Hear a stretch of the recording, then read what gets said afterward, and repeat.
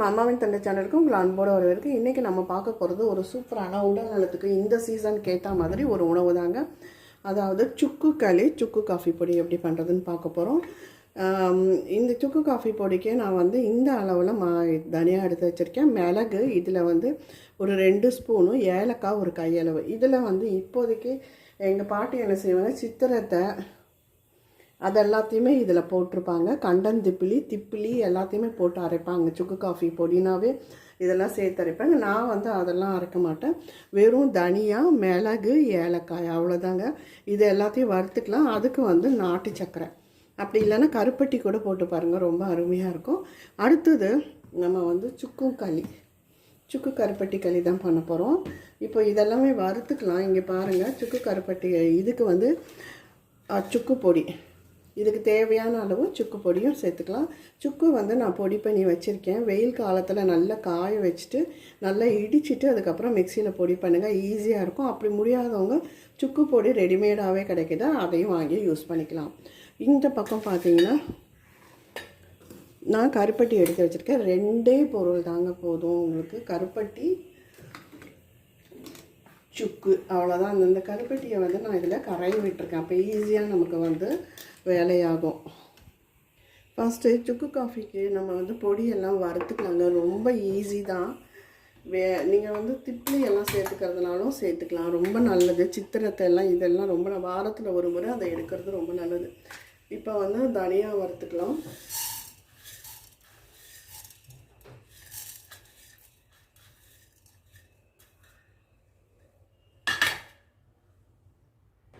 தனியா நல்ல சூடையில வாசமாக நல்லா வறுத்துக்கோங்க.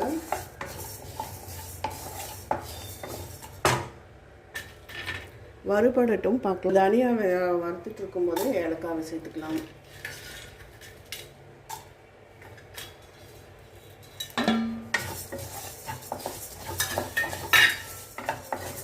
இப்போ மிளகு சேர்த்துக்கலாம். இதை நல்லா வறுத்து எடுத்துட்டு அதுக்கு மேலே நம்ம சுக்கு பொடி சேர்த்துக்கலாம். வாரத்தில் ஒரு நாளாவது இல்லை டெய்லி கூட இதை எடுத்துக்கிறது ரொம்ப நல்லதுன்னு. இதில் பெரியவங்களாகவும் இதில் பால் கலக்காமல் கொதிக்க வச்சு சாப்பிட்லாம். குழந்தைங்களுக்கு கொடுக்கும்போது கொஞ்சம் பால் சேர்த்து கொதிக்க விட்டு நீங்கள் கொடுங்க. பால் சுக்கு காஃபியாக கொடுக்கலாம். இப்போ இதை நல்லா வறுபடட்டும் பார்க்கலாம். இது நல்லா வறுபட்டால் தான் உங்களுக்கு இதில் மிக்சியில் அரைக்கும்போது நல்லாயிருக்கும். கடையில் வாங்குறதுலலாம் கொஞ்சம் இனிப்பு ஜாஸ்தியாக இருக்குங்க, நாட்டு சக்கரை அதிகமாக இருக்குது. வீட்டில் பண்ணும்போது நம்ம பொடி மட்டும் பண்ணி வச்சுட்டு அதுக்கப்புறம் தேவையான அளவு ஸ்பூன் நம்ம போட்டுக்கலாம். இல்லாட்டினா அளவாக நாட்டு சர்க்கரையை போட்டு நம்ம மிக்ஸ் பண்ணியே வச்சுக்கலாம். நான் மிக்ஸ் பண்ணாமல் ப்ளெயினாக தான் வைக்கிறேன். வேணும் போது அந்த நாட்டு சர்க்கரையை போட்டுக்கலாம். இப்போ பார்த்தீங்கன்னா ஏலக்காய் சூடு ஏறணும், தனியாக சூடு ஏறிடுச்சுங்க.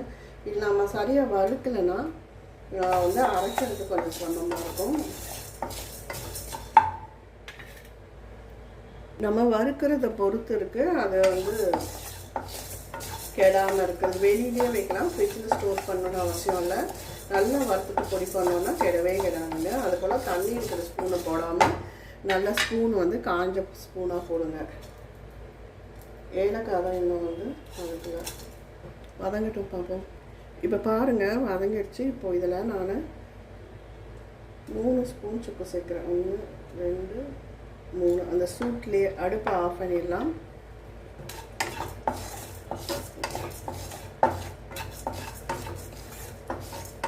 இது சூட்லேயே லேசாக வதங்கட்டும். இப்போ இதை கொட்டி ஆற வச்சுருவோம்.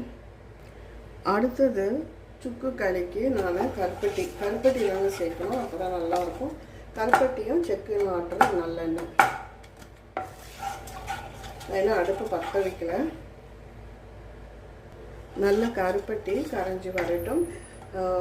இப்போதைக்கு பெண் குழந்தைங்களுக்கு, வயதுக்கு வந்த பெண் குழந்தைங்களுக்கு, பிரசவமான தாய்மார்களுக்கெல்லாம் ஏற்றுது.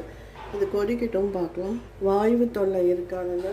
கண்டிப்பாக பெரிய பொண்ணு வர குழந்தைங்க, வயதுக்கு வர குழந்தைங்களுக்கு, ஆணாகட்டும் பெண்ணாகட்டும், கண்டிப்பாக இந்த களி கலந்துக்கணுங்க. சுக்கு கருப்பட்டி களி.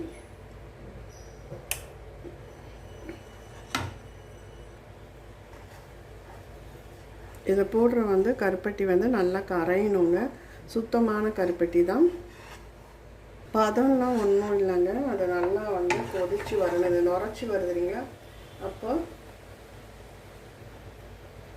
3 ஸ்பூன் சுக்கு பொடி,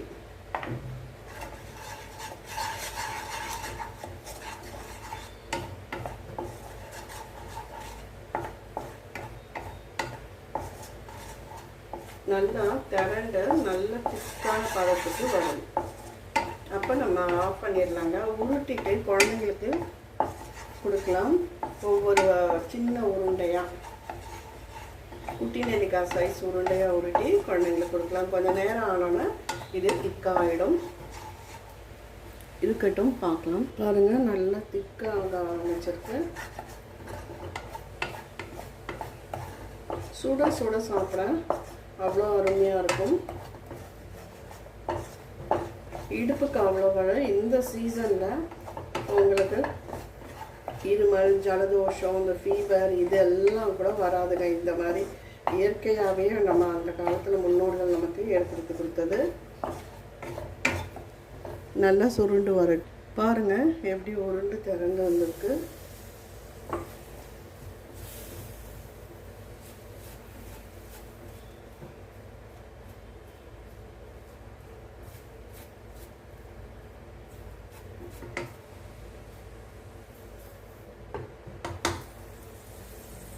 பாருங்க, இந்த அளவு திக்னஸ் வரணும். இருக்கட்டும், பார்க்கலாம். அவ்வளோதான், களி ரெடி ஆகிடுது. இப்போ எடுத்து வேறு பாத்திரத்தில் மாற்றிடலாம். நம்ம சுக்கு களி கலரில் அதே இதுலேயே நான் தண்ணி கொதிக்க வச்சு நம்ம சுக்கு காஃபி பொடியை போட்டிருக்கேன். பாருங்கள், சுக்கு காஃபி பொடி ரெடி ஆகிடுது. வேறு பாத்திரத்துக்கு மாற்றிட்டேன். இது நல்லா கொதிக்கும்போது நம்ம இதை சேர்த்துக்கலாம். நாட்டு சர்க்கரை இல்லை வெல்லம், எது உங்களுக்கு இனிப்புக்கு ஏற்ற மாதிரி சேர்த்துக்கோங்க. நல்லா கொதி வரட்டும். நல்ல கமன் வாசனையோட இந்த மழைக்கு ஏற்ற மாதிரி சுக்கு காஃபி ரெடி ஆகிட்டுருக்குங்க. காஃபி கொதிச்சிருச்சு, ஆஃப் பண்ணிடலாம். இப்போ பார்த்தீங்கன்னா அருமையாக சுக்கு காஃபியும் சுக்கு களியும் சுக்கு பொடியும் நம்ம ரெடி பண்ணிட்டோம். நமக்கு தேவையான அளவு எடுத்து பண்ணிக்கலாம். சுட சுட சாப்பிட ரொம்ப அருமையாக இருக்குங்க.